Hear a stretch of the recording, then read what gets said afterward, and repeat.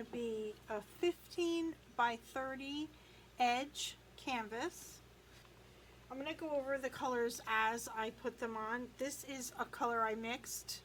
It's got titanium white in it, as well as some metallic sapphire and some greenish blue. I'm going to do this as a voiceover for time's sake. So we have this color I created, as I mentioned, and next we're going to have some Amsterdam turquoise blue.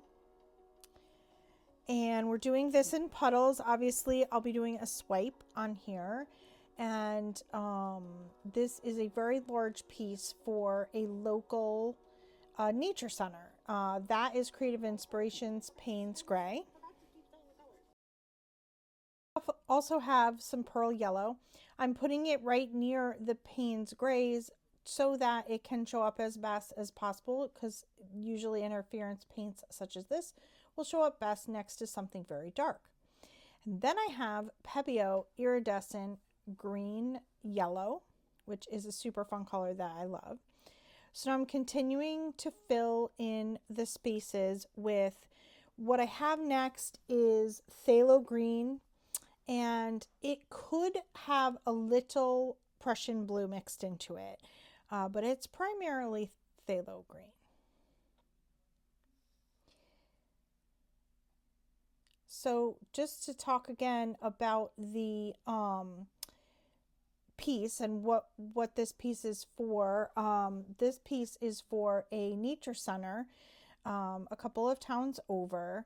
This color here is table scrapings mostly. And this nature center does a lot of fundraisers throughout the year. In the summer, they do what they call the Farm to Flanders, and it's involves a lot of local chefs and obviously fresh farmed food. And I'm adding some gold. Pretty sure this is Amsterdam light gold. And this fundraiser also includes a giant auction of items, and so this painting was given to them for that. This was the second year in a row that I was asked to donate a piece to this event, so I was, of course, very, very honored to be asked to do it again. So I actually decided to go even bigger. I went with a larger piece and a different technique than I had done last year, the year before I did a Dutch pour. So I've pretty much filled the canvas with all of my colors, and now I am just obviously popping lots and lots of bubbles.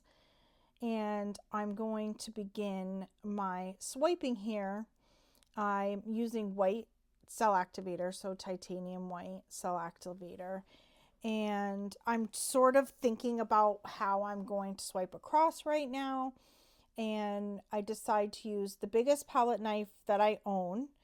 And I'm going to start from, which is that one.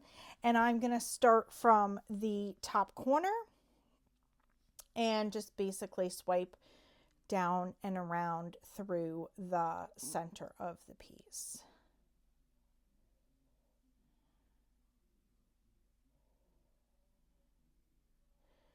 And that's looking pretty great. So now I'm going to do another large palette knife swipe next.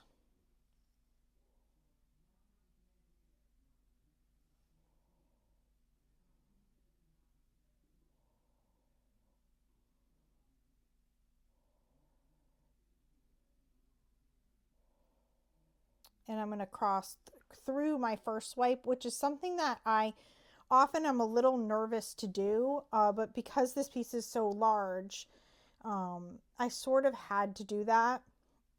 Either that or I would have had to just swipe laterally, parallel, and I didn't really want to do that. So I did cross over the first swipe with my second swipe. So now I'm going to pick up some smaller palette knives, and I am going to work through these smaller areas. Still with the white. I haven't changed the color of cell activator. I do white throughout the whole piece.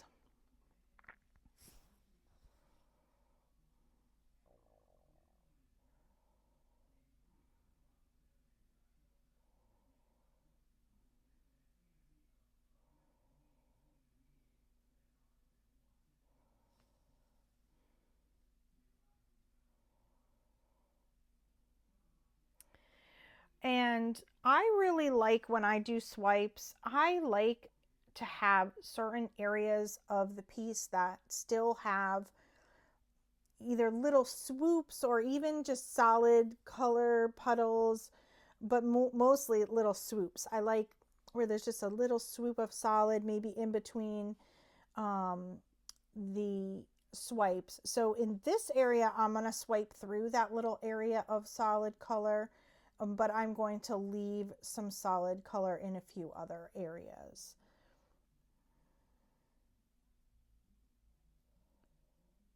And I'm going to another small, even smaller palette knife on this one, on this next one.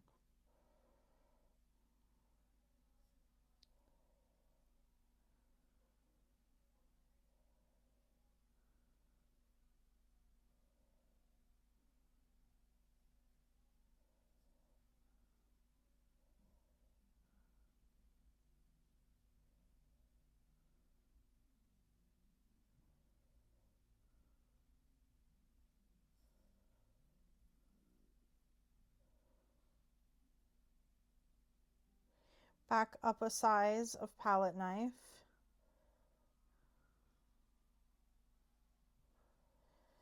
That second leg of the swipe there, it doesn't create the same effect as the first because there's no more cell activator really left at that point.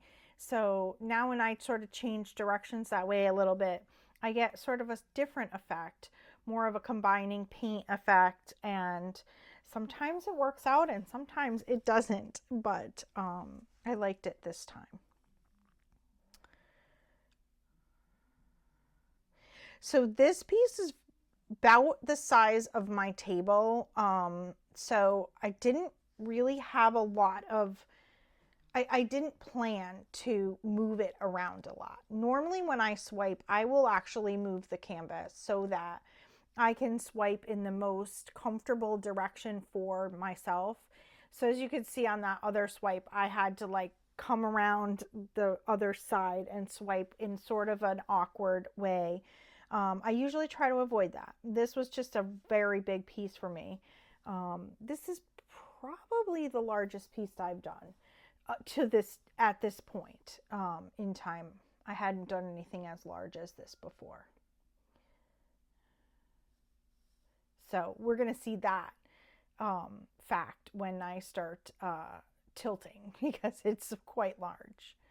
And of course, once I start tilting, I do have to move it. But I only move it, twist it, turn it around once. Okay, so I finished my swipes, and as you can see, I have left some areas of solid colors, and I'm going to start tilting. So a little bit more about Flanders Nature Center. It is about 10 or 15 minutes from the town that I raised my kids in. It's about 20 to 30 minutes from the town that I live in now. So I'm still very close to it, and they offer very many programs for children and schools. My kids each took field trips to Flanders Nature Center from their elementary and middle schools throughout the time of their growing up. So it's a great place, a great local place where kids can learn about nature, wildlife, animals, and they're very art focused as well. So there's programs for every age at the Nature Center. And then, of course, there's all of the school programs. They do fundraising throughout the year, like the event that I donated this piece for. And they also do memberships. So for a very small amount, you could be a member of the Nature Center, and it just allows your dues allow them to put on programs for the kids who need a place to go and learn something and have sort of a nice day in nature, maybe to get away from any stressors that they might have in their life, and learn something and be around people that are just it's their joy to teach people, young and old, about nature and wildlife. Here in Connecticut, we have quite a lot of wildlife, and certainly in the area where I live, it's not a very big city, so there is quite a lot of bird life, large and small birds, and farming is very big around here as well. So there's some great opportunities for the kids and all people of all ages to go up to Flanders and learn something. So I ended up naming this piece The Marsh, because it just felt very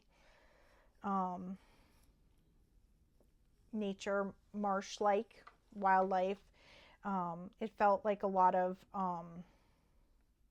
moss and things in the greens and the blues, and I donated it to them for their Farm to Flanders event, and it was purchased, and I got a very nice letter thanking me for my donation. And now I have to think about what I'm going to do next year, because hopefully they will continue to ask me to come again next year.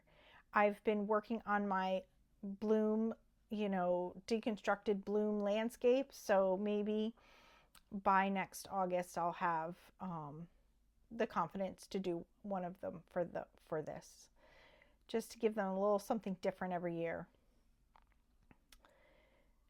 So I'm just testing the depth of my paint here. I did put quite a lot of paint on here, and I just wanted to make sure that it was not going to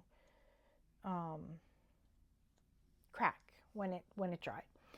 And so here I'm just showing you a still picture of the finished product. Thanks for being here. Come back and paint with me again. Have a great holiday season, whatever you celebrate, and we'll see you again in the new year.